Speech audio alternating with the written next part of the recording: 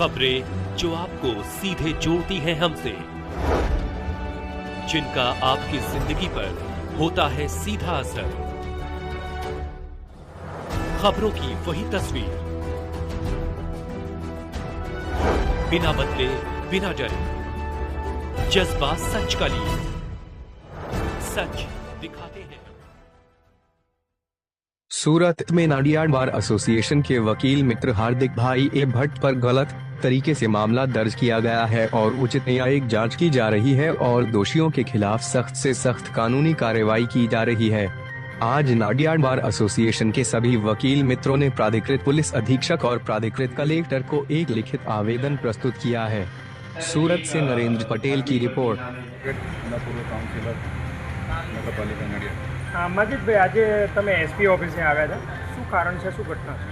ગઈકાલે જે બનાવ બન્યો હતો એ બનાવ નડિયાદ મહાનગરપાલિકા કમિશનર સાહેબની ઓફિસમાં બન્યો હતો। એના વિડીયો વાયરલ થયા છે અને એ વિડીયો પણ મેં જોયા છે।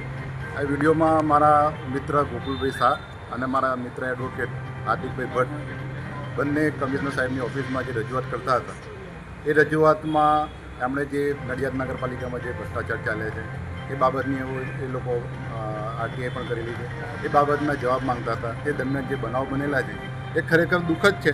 આ બનાવ લોકશાહી માટે કલંક સમાન છે, પણ પરંતુ એ બનાવના અનુસંધાનમાં જે ફરિયાદ થઈ છે એ ફરિયાદ પણ મારી દ્રષ્ટિએ ખોટી છે।